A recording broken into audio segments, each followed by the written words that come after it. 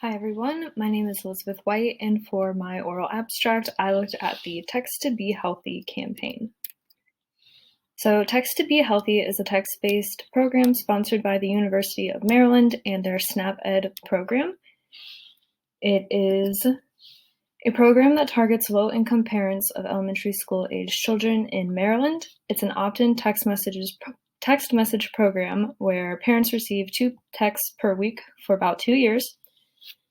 And these texts are designed to stimulate positive behavior change. So the objectives or the contents of the text messages are grocery shopping habits, they want to improve those. Fruit and vegetable consumption, they want to increase in these families, and they also want to promote and increase physical activity.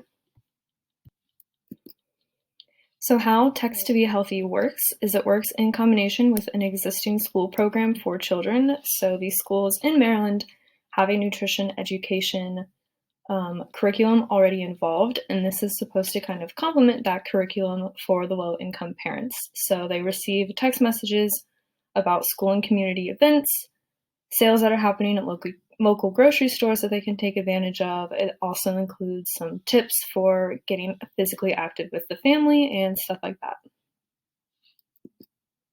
So this is a screenshot of the Text2BeHealthy page. This is the first page that comes up when you Google Text2BeHealthy, and it's the enrollment sign up. So it's super easy for parents to sign up. It's available in English and in Spanish text messages, and so parents can just go to this website and put in their cell phone number, their name, whether they're a parent or guardian or staff or community member, and their school name.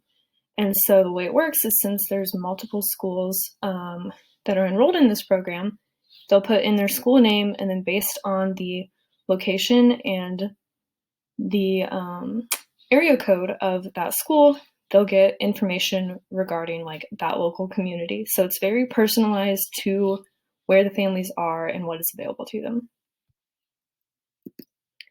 So as I mentioned, parents will receive about 2 to 3 text messages per week. And this is taken from the Text2BeHealthy website, and these are just some examples of what those text messages look like. So the first one is try serving fruit for dessert. Cantaloupe and pineapple are great choices. And then it gives them some information on how to serve that and what a sale that is going on is. So they can go to Giant and get buy one, get one free cantaloupe and pineapple. Another one is the Take the Family to Chancellor's Run Park this Sunday for the Health and Fitness Expo from 10 a.m. to 3 p.m. So that's a community event that is happening the parents can take advantage of, and it will be something for their family to do. It might be physical activity, they might learn some healthy eating tips, things like that. And then the last one is kids are out of school today. Let them cool off while playing water games. Try balloon toss, running through the sprinkler, or water bottle squirt tag. So that's, again, just some examples of ways the family that can get physically active together. So Text2BeHealthy targets 22 Maryland elementary schools. It reaches about 2,500 parents per year.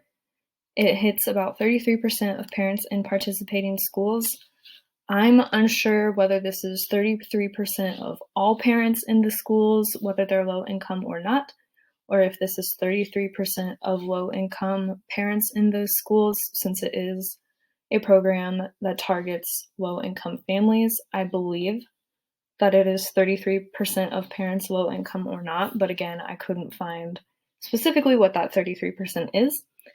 And it has about a 90% retention rate, so it seems like parents are staying enrolled in the text message program. They're opting in and they're staying in it for the most part, which means they're probably gaining some kind of value from this social marketing campaign.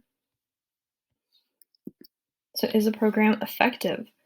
Before parents begin receiving text messages, they fill out an 8-page survey about their current physical activity and eating habits and their level of nutrition, education, and knowledge.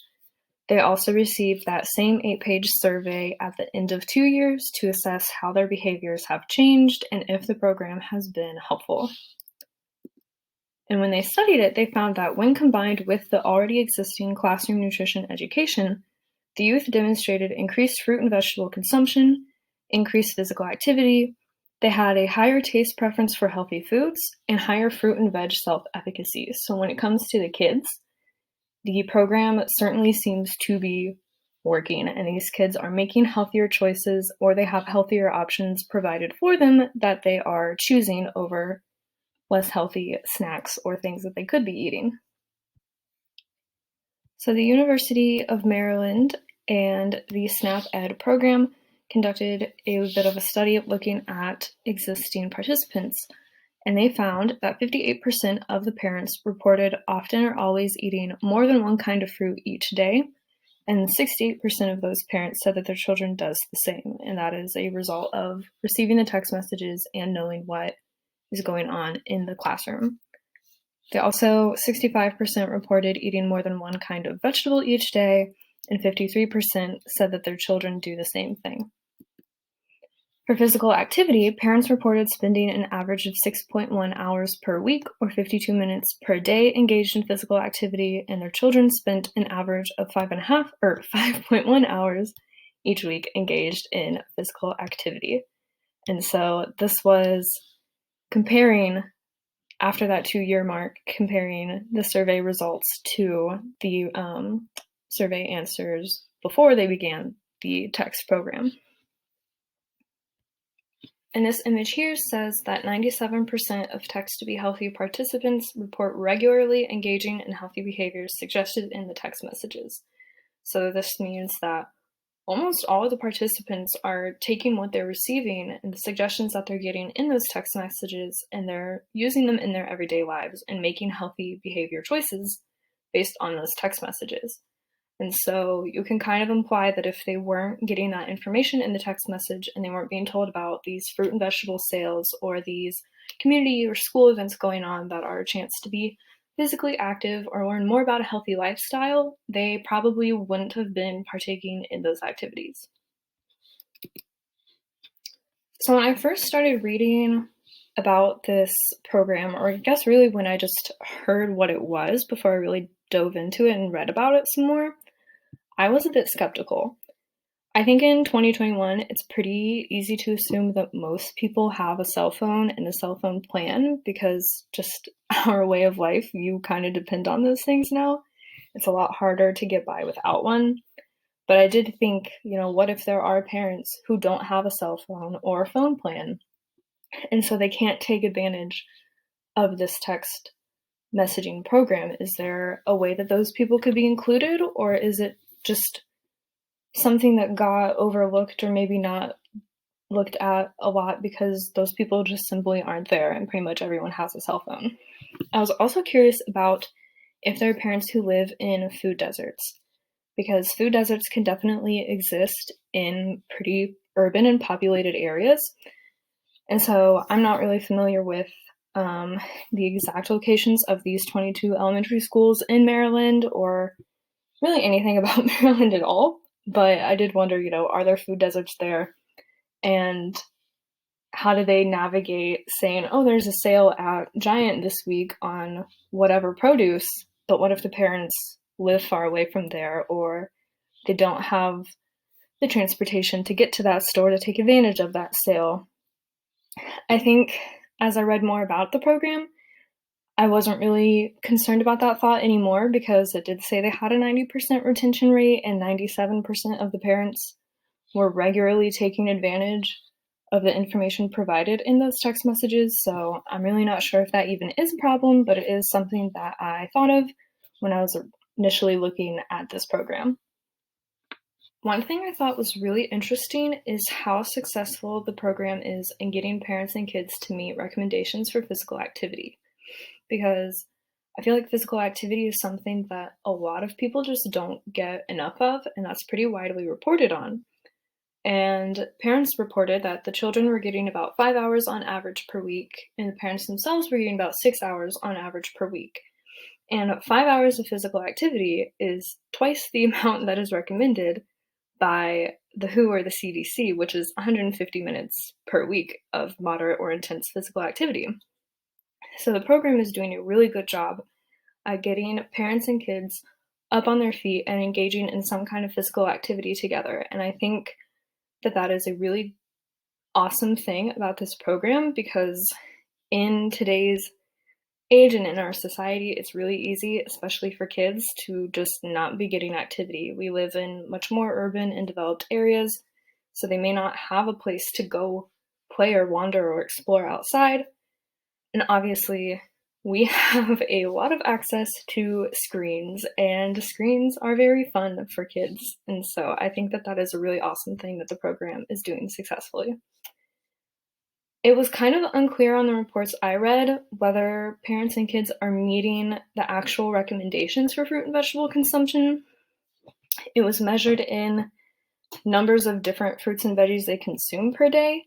So I would like it to assume that that means they're meeting the minimum recommendations, but I really can't make that assumption because I didn't read anything in my research about whether or not that's being met. But at the end of the day, their consumption of fruits and vegetables has increased since before they entered the text program, and so I think that that is something worth celebrating in and of itself. Something else that really interested me was that there was a 90% retention rate, and I feel like most of us have probably at some point signed up for or ended up enrolled in some kind of text message based marketing of some sort. And after a while, you just start to ignore those texts. They come in, you type in stop to opt out, or you just delete them without really reading them. And I kind of wondered if that was something that might end up happening, is if parents are getting these text messages each week, maybe they're at work or they're busy or they don't shop at the grocery store that's mentioned, or they don't live near that park that is mentioned, and so they just stop reading or caring about the text messages. But with that 90% retention rate, I have to say, like, that's probably not happening. And in all of the reports about the increased fruit and vegetable consumption and the increased physical activity, it really seems like parents and children are receptive to this program and they value it and they're getting some kind of value out of it, which I think is great. I also wondered if the program talked about sugar sweetened beverages or processed foods or other aspects of healthy eating, but then I also wondered if maybe that would just be overwhelming because they are only getting 2 to 3 text messages per week, which isn't a lot, and that would just probably be a lot of information to be getting all at once and trying to make sense of. So I think by narrowing things down and focusing on increasing fruit and vegetable consumption and increasing physical activity, the program does a really good job at narrowing their scope and their focus and making an effective program. So this is just a few of the quotes of feedback that is listed on the Text2BHealthy website. One thing that was mentioned a number of times was that they really liked the personal messages. So these weren't your typical, mass sent out text messages. They felt personal and they felt encouraging and uplifting. And so people said that they took advantage of the sales that were mentioned and that they tried foods and recipes that they got from the text messages that they haven't had, and that it was a good way to cook with their kids and get the kids to try something new. So to wrap up, Text2BeHealthy is a text message-based social marketing program designed to promote positive behavior change in low-income parents of elementary school kids.